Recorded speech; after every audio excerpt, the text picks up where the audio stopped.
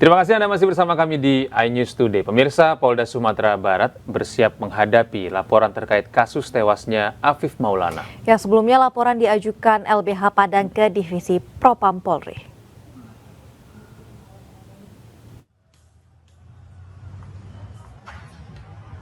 Polda Sumatera Barat dengan tegas menyatakan siap hadapi laporan yang diajukan LBH Padang ke Div Propam Polri. Polda Sumbar juga meyakini bahwa pengusutan kasus tewasnya Afif Maulana berjalan secara profesional dan sesuai fakta. Bapak Kapolda siap menghadapi laporan tersebut. Ya, ini disampaikan pada saat tadi pagi kebetulan Bapak Kapolda menerima audiensi dari LPSK. Disinilah Bapak Kapolda menyampaikan bahwa Bapak Kapolda dilaporkan dan siap menghadapi laporan tersebut. Karena memang dari awal terjadinya kasus ini sampai detik ini Bapak Kapolda selalu berbicara sesuai dengan fakta, sesuai dengan data, dan sesuai dengan petunjuk yang ada. Jadi Bapak Kapolda tidak ngarang-ngarang. Sebelumnya keluarga Afif Maulana diwakili oleh tim dari LBH Padang melaporkan Polda Sumbar ke Bareskrim Polri atas dugaan pelanggaran etik. Sejumlah pernyataan Kapolda Sumbar juga dinilai seringkali berubah dan tidak menyasar ke proses penegakan hukum. Kapolda Sumbar menjanjikan bahwa prosesnya katanya akan dilakukan secara transparan dan juga dilakukan secara akuntabel ya. Namun yang terjadi justru sebaliknya, Kapolda Sumbar dalam pemantauan statement media yang kami lakukan bersama koalisi itu justru tidak menyasar proses penegakan hukum yang sebetulnya jadi inti persoalan ini, tapi kemudian justru menuduh keluarga, menuduh tim pendamping itu memberikan kabar yang atau kabar bohong begitu ya. Nah, itu kan bertolak belakang sebetulnya dengan kapasitasnya sebagai Kapolda begitu, yang semestinya punya sumber daya yang cukup, punya alat yang canggih, yang semestinya harapan kami dapat mengungkap secara terang benderang proses hukum yang menimpa klien kami. Hingga kini, proses penyelidikan kasus yang menewaskan anak laki-laki berusia 13 tahun itu masih berlanjut. Polda Sumbar pun tidak berencana menghentikan penyidikan. Tim Liputan iNews melaporkan. Ya pemirsa, sebelumnya keluarga Afif Maulana bersama LBH Padang mendatangi Yayasan Lembaga Bantuan Hukum Indonesia atau YLBHI Jakarta untuk minta keadilan. Ya, YLBHI menuntut Kapolri untuk mengusut tuntas kematian pelajar tersebut.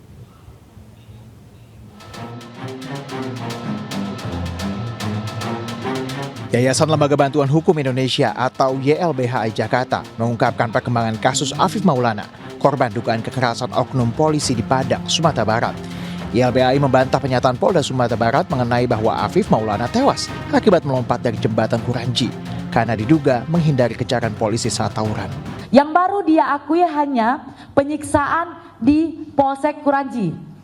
Memang benar kesalahan prosedur, tetapi yang di jembatan Kuranji belum diakui sampai saat ini. Untuk itu kami akan terus teman-teman berjuang untuk mengungkap misteri satu kesatuan utuh TKP ini, mulai dari jalan, jembatan, polsek dan juga Polda Sumbar begitu.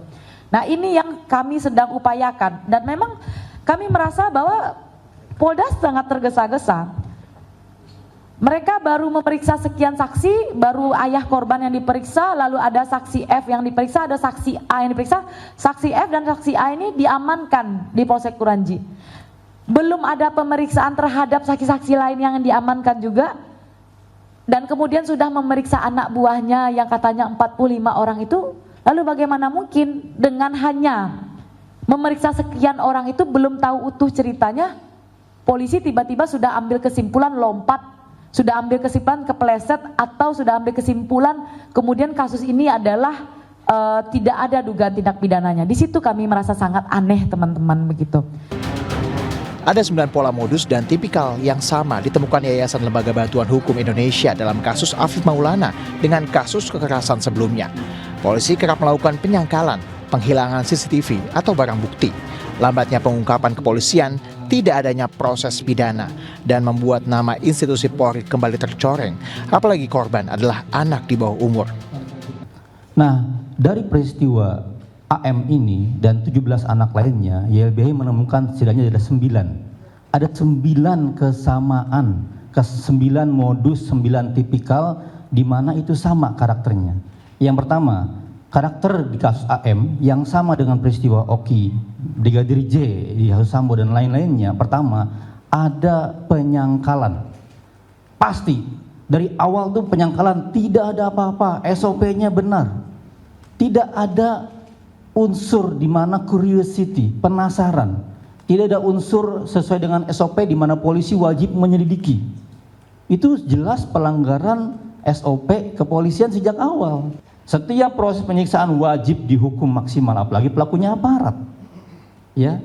Nah, pertanyaannya kenapa Kapolda, kenapa Polda kemudian turut melakukan upaya-upaya proteksi kepada aparat di bawahnya? Padahal kan ini kan soal bagaimana ada orang yang melakukan kejahatan, jangan dilindungi dong. Kalau dilindungi berarti kelembagaannya sama gitu. Harusnya Kapolda memeriksa dengan cepat.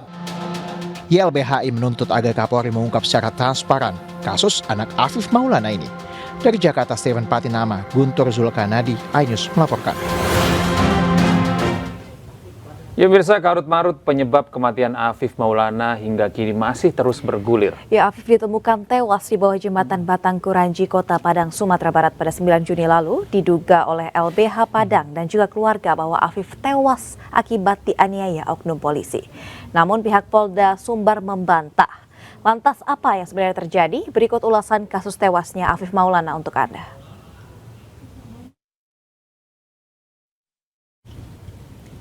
Polda Sumatera Barat membantah adanya dugaan penyiksaan oleh oknum polisi. Pihak Polda Sumbar menyebut 17 polisi langgar kode etik tak terkait kematian Afif. Menurut polisi, Afif Maulana tewas karena jatuh dari jembatan Kuranji setinggi 50 meter.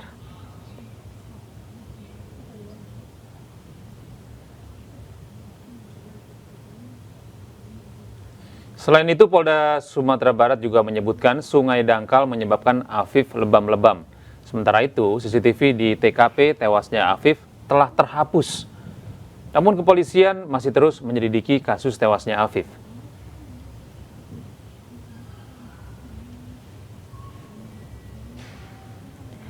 Ya, sementara itu pemirsa, Lembaga Bantuan Hukum Padang memaparkan sejumlah temuan.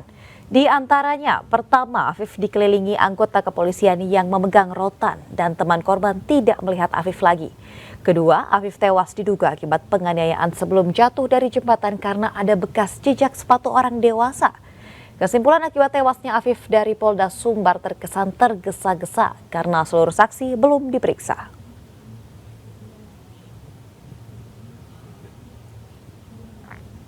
Lembaga Bantuan Hukum Padang juga menyebutkan ada obstruction of justice dalam penanganan kasus Afif. Selain itu, CCTV terkesan dihilangkan. Sementara polis lain tidak dipasang di hari tewasnya Afif pada 9 Juni 2024, namun baru dipasang pada 28 Juni 2024. Sementara itu, pemirsa, menurut pihak keluarga Afif terdapat beberapa kejanggalan, yakni penyidik perkara belum memberikan rekaman CCTV dan juga salinan hasil autopsi. Pihak keluarga mengaku kecewa dengan Polda Sumatera Barat hingga akhirnya melapor ke Mabes Polri dan YLBHI. Selain itu, sepengetahuan keluarga, Afif tidak terlibat dalam tawuran. Dan menurut saksi, Afif dianiaya oknum polisi sebelum dirinya tewas.